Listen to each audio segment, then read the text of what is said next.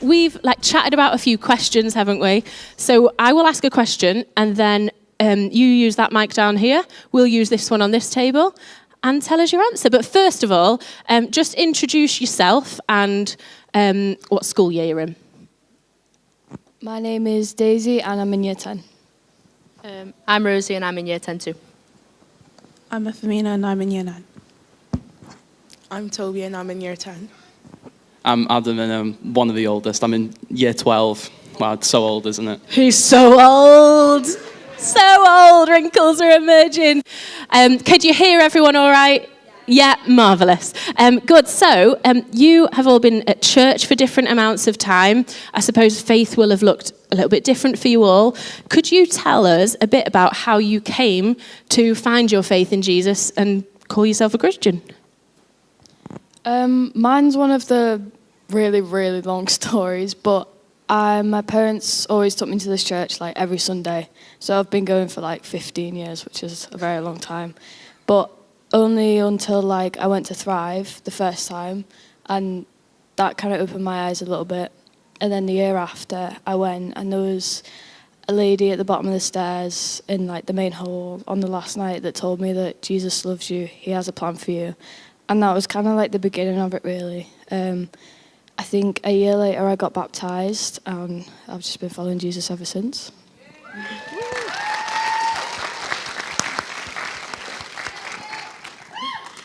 I think mine's a bit of the opposite of Daisy's. I just sort of went to church with my friend, and then I came to this church. I don't really know. I don't know the last 3 years. But yeah, I think I got baptised not long after being in the church. Got baptised last November. Yeah, no, nothing too special about mine.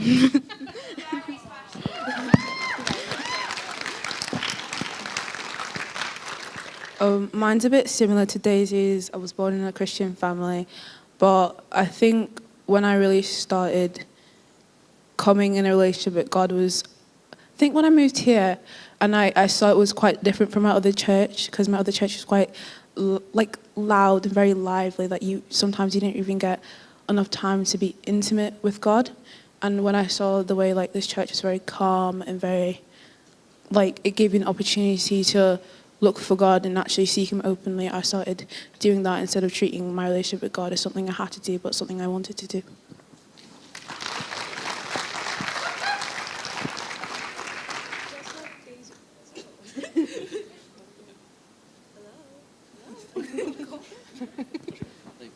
Okay.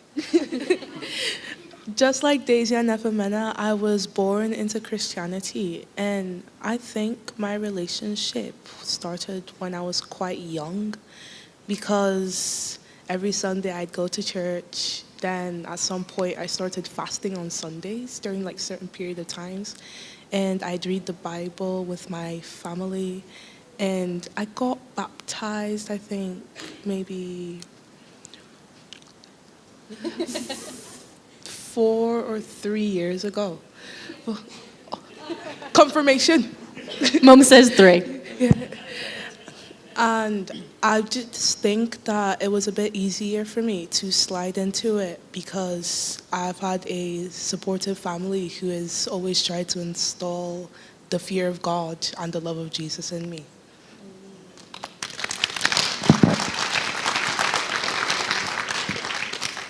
Yeah, so my story is quite different. I started the first 12, 13 years of my life not having any clue about faith, just living my life as a normal kid in year 7 despite COVID. And then just coming out of COVID, I got invited to the youth here by one of my mates who doesn't come here, but I'm praying that he will. And then from there, I just started turning up. He actually, fun fact, he caught me coming in. And he got me to come because of the 2 for £1 cans at the tuck shop. That was what got me. So, and any offer can start people's faith. And then from the youth, I ended up turning up to Thrive. I've been 4 years now, but it was on the second time that I went that I had a leader from a different church come to me and speak to me. And he was saying, I can see that you're trying, but I really think that now is the time where you say yes. and I never spoke to the guy. I was a little bit weirded out, but overall, like I sort of felt this like wind. It's quite weird to explain, but I can't explain it with anything other than God. And I'll stop in a second. I'm yapping.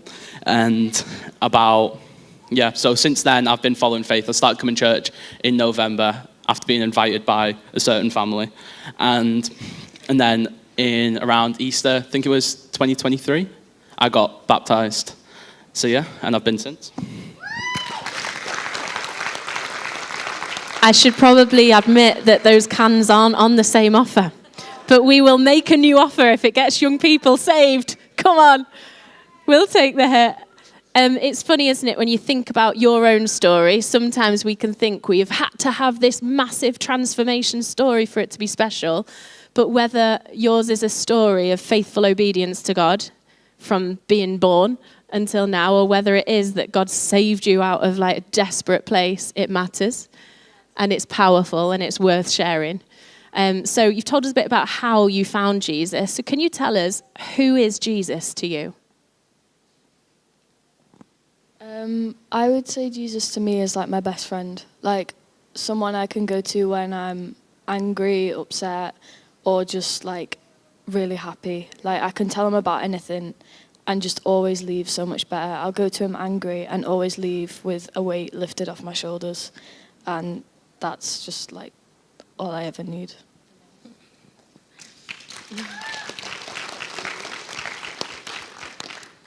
I find it quite hard to describe what God is, as I can imagine a lot of people do, because God's sort of like an all-rounder, just does everything for you. I mean, he does. I mean, I can go to him angry, like Daisy said, and come out nice and peaceful, or I can go to him in just any time. I can't really describe him as one thing to me. It's just like one relationship.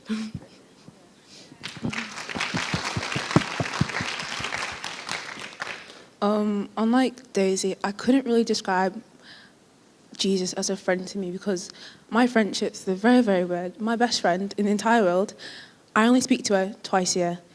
We'll go 8 months without speaking, and I remember, oh my goodness, I've got this one friend. I talk for 4 hours, and then back to just like silence for about half a year, and then we do it again. So I can't really have that kind of relationship with Jesus. But for me, I'd say that Jesus is like this person I can't quite get rid of. I don't know if you guys ever had this person that you're like, you like them, but you don't like them, and you just wish they could go away. And just like that person that he just sticks to your side. And even when you want to do your own thing, and when you want to say, God, go away, and he's like, I'll wait. And then you go back to him, and you're like, I want you now, and he's like, okay. And then 2 hours later, or 2 days later, you go again, and it just, yeah, for me, I can't really get rid of him, so that's kind of how I describe him as.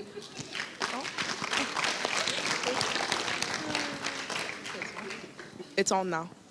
I would say Jesus to me is like my number one, defo my bestie. But he's also like just there. Because sometimes I just want to be in solitude, and then his presence is there, and I'm like, you know what, maybe solitude isn't the way.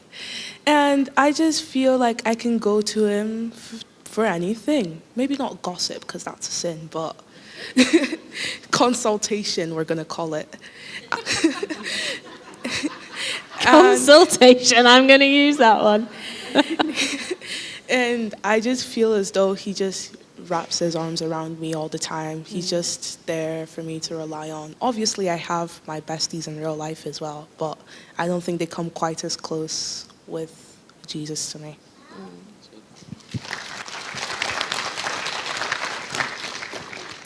I'll keep this short this time. So, Jesus to me is a lot of things. Like Rose said, he just does everything. But in my current age where I am, I'd say that he's been quite a big guide for me, because it's the first year of college. For everyone who's been through college, which is a lot of people here, not calling you old, you get these questions thrown at you as you're in year 12 of what do you want to do, what do you want to do in uni, what career do you want, constant, especially in year 11 as well for those who are taking the GCSEs, you get all these big questions thrown at you. And I feel like Jesus has been very close to me during that, and I've felt Proverbs 3:6 that says, trust in the Lord with all you do, and he will make your path straight. I know I've missed a bit out, but that's the point. And he has definitely made my path straight during this time. And Yeah, that's amazing. It's really like challenging, isn't it, to think if you're a follower of Jesus, like who is Jesus to you personally? Is he a guide? Is he a friend? Is he your father, your God, your counselor, the person to go to? It's a good thing to ask yourself as well, and to think like, yeah, who is my Jesus? Adam, we'll start your end. So I'm sure many of us would agree in here, it's not always easy following Jesus in the world that we live in our workplaces and school life, families. So can you tell us a little bit about what being a Christian is like for you and your setup in your life? Yeah, I'd say the main word is like countercultural, in that having to constantly choose to stand out, choose to be the weird Jesus guy in your college or in your work or in your life, in your family even. It hurts, and that one of the things that I feel I always suffer with is choosing to be different, because when there's so many people, especially in college or in school, when you've got a friend group that are all doing something, for you to stand out and to be the black sheep and be like, actually, I don't want to do that. That's not what I believe in. It does hurt, but being a follower of Jesus does hurt, definitely. And that even Jesus, who was perfect, who did everything right, still had to suffer to have his purpose fulfilled. And then another verse that I really feel speaks over this is Matthew 16:26, which reads, "What good will it be for someone to gain the whole world yet forfeit their soul? Or what can anyone give in exchange for their soul?" And that there's nothing in this world, not in any college, any friend group, any family, that you can have that's bigger than Jesus. Yeah, brilliant.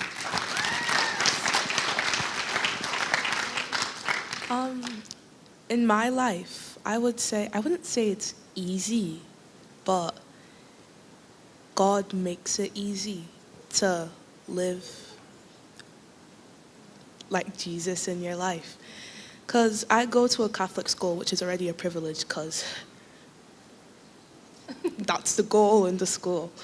But there are some things in life that you just feel, do I have to be like Jesus?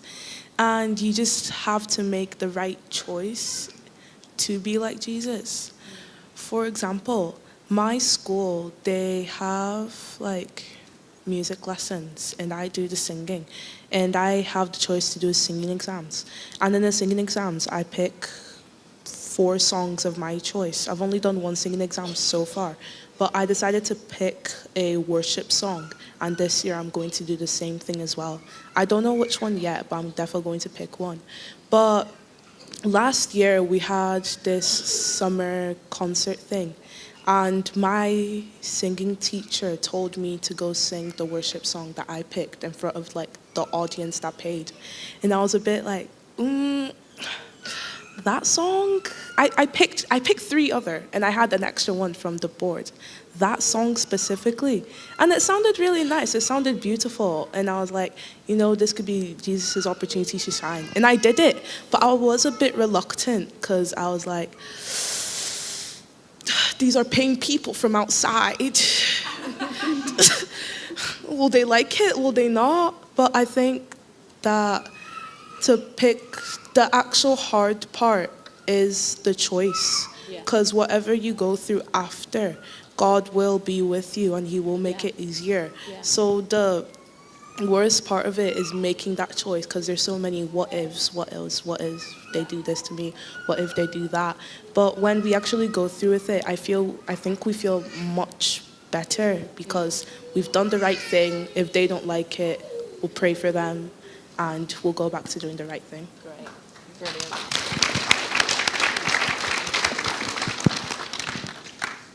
For me, being Christian, hold on, let me start again.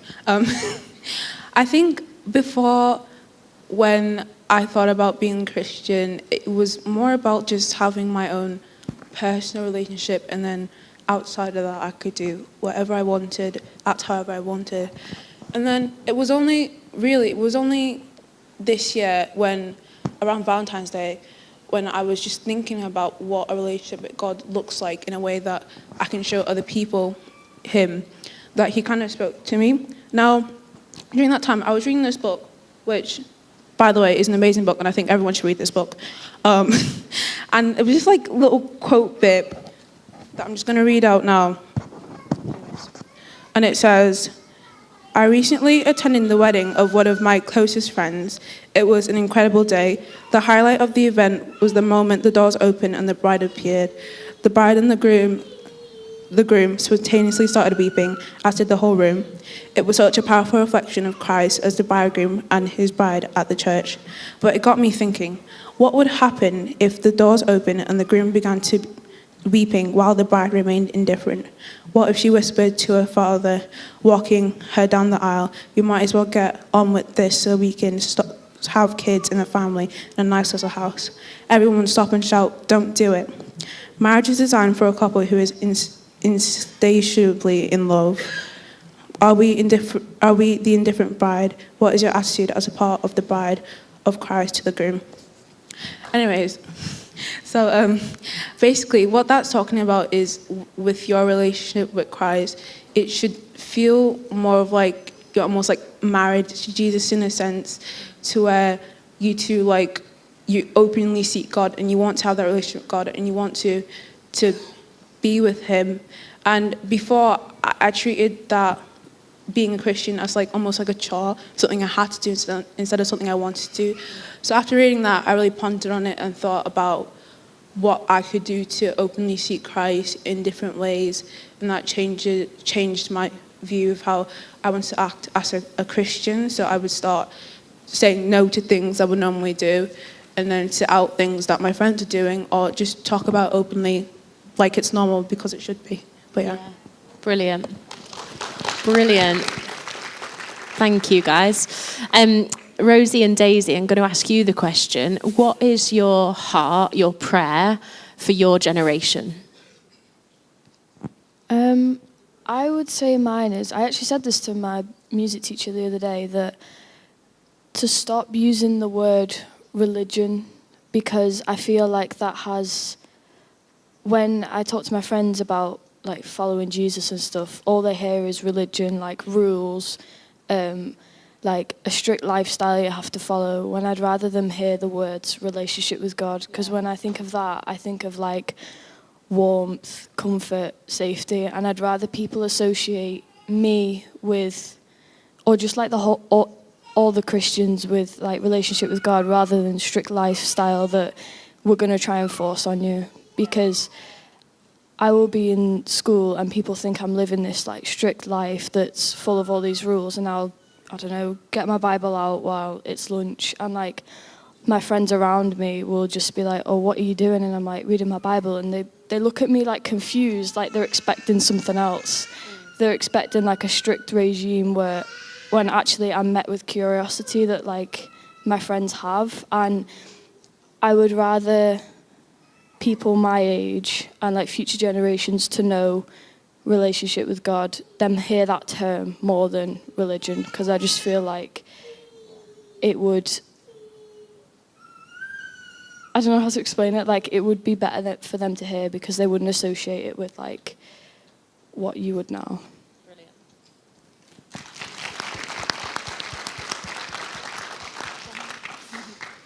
I don't really think I've got like a prayer or anything specific for people my age. I think the one thing for everyone to remember is that you can't do it perfectly. Yeah. I mean, I think I came into Christianity and I only started to go to church when I was about 12.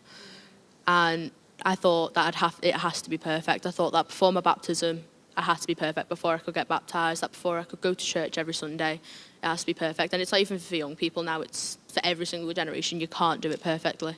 Your walk in faith cannot be perfect, and if you say it is, you're lying to me, and that's wrong. You're not allowed to lie to me. You won't be perfect, and you won't stay perfect, and it's all right that you aren't, because you're trying, and that's the only thing that God and Jesus cares about, is that you're trying to have a walk in faith with him.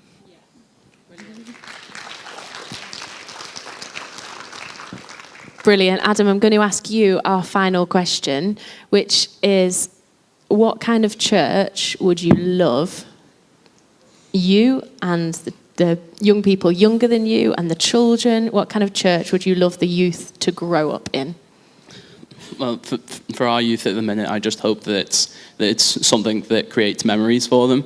Because if you just come into church, you're just like, oh yeah, that service was all right.